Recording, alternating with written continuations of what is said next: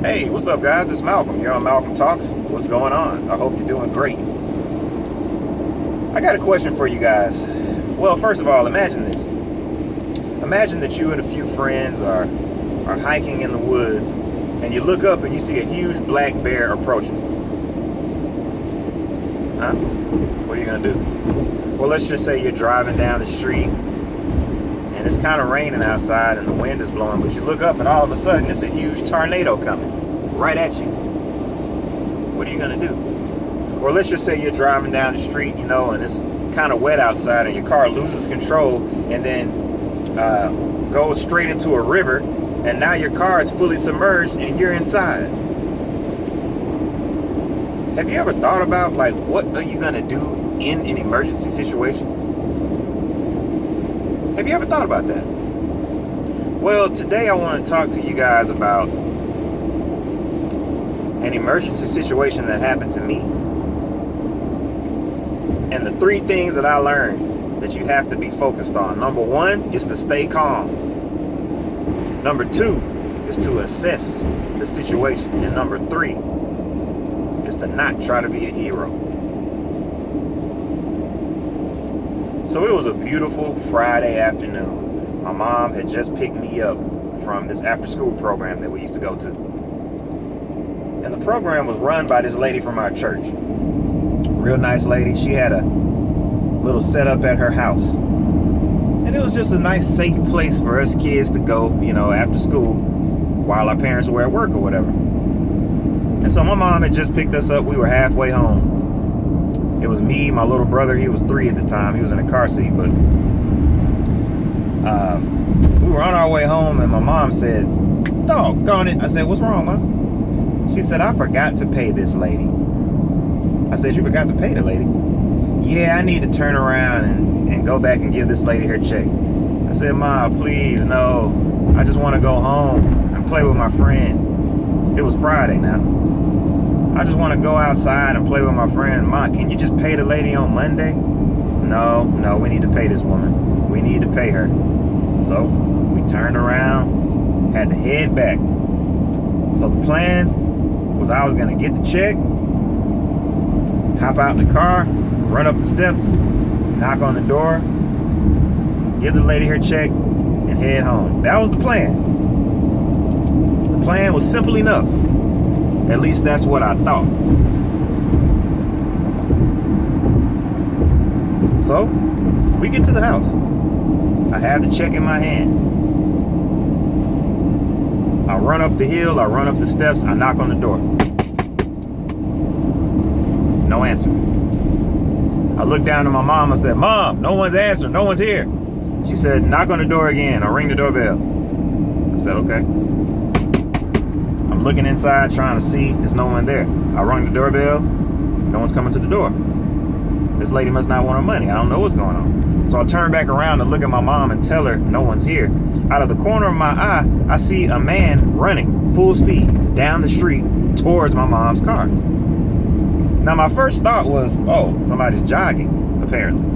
But when I took a closer look, the man had on no shoes or socks. Okay, so he's not jogging. And he had on no shirt. All he had on was a pair of dingy brown shorts. And then I saw his hair. His hair was all over the place. He looked like a madman. It was at that point I realized something was terribly wrong. Malcolm, stay calm.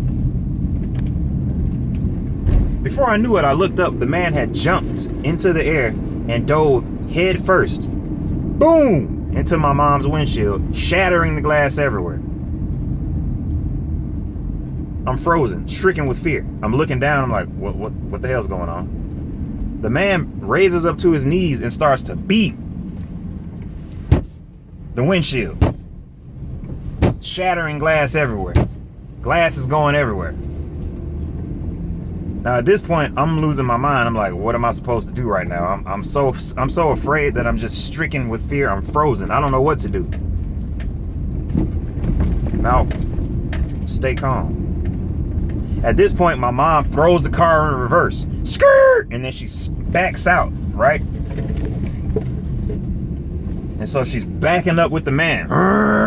Like I'm talking about fast, backing up with this guy.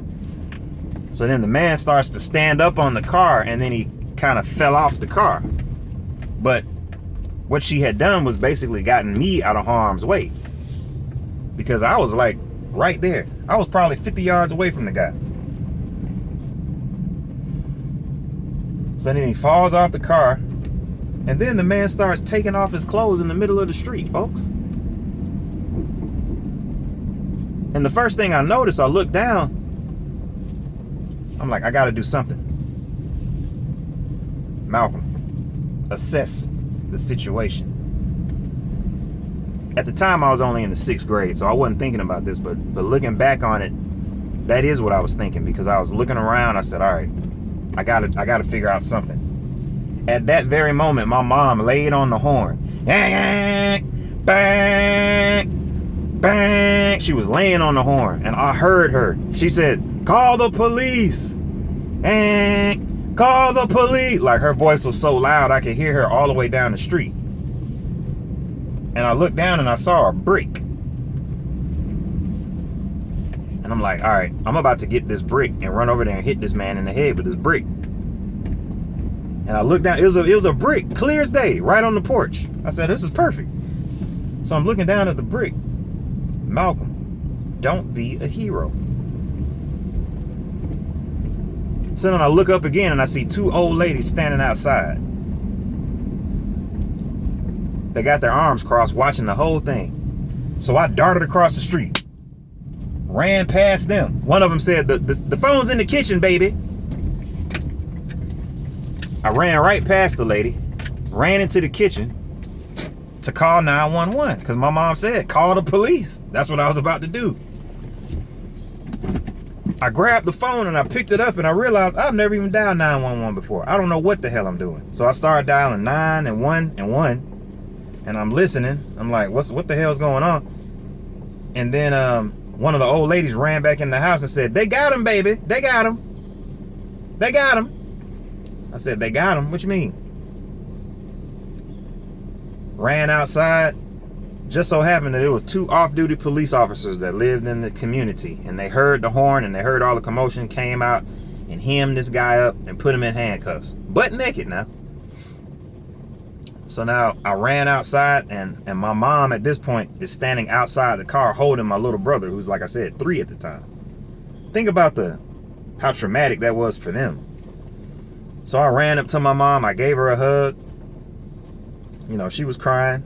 I don't know. I might have been crying. I know my little brother was crying. And I remember, it's just one thing I remember that I'll never forget. 3 words that this man said while he was butt naked sitting on the ground in handcuffs. He was looking up at my mom and he was like, I'm sorry, ma'am. I'm sorry, ma'am. Ma'am, I'm so sorry, ma'am. I'm sorry. And then I looked at my mom. If you could see my mom's face, it was a face of just sheer anger mixed with a little bit of fear, mixed with definitely some rage off in there, mixed with, I'm about to kill. I mean, I've never seen my mom look like that.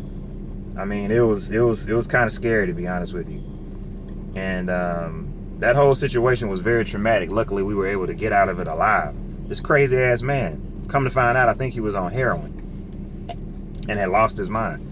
This was before bath salts and all that, you know, before cell phones and everything. So if you can imagine, we had to basically get out of there any way we could. I talked to my mom afterwards. She said she was about to run the man over. She said had that man even looked like he was about to come towards where I was, she was gonna run his ass over. I'm glad she didn't have to do that. But this is just to illustrate a point, guys. You got to be ready for anything. Look at the craziness that's going on in the world right now. You got to be prepared. And it's 3 questions that I want you to remember, and you need to write this down. And I got this from actually a guy named Dan Lok. You need to check out his channel, DANLOK. The first question is,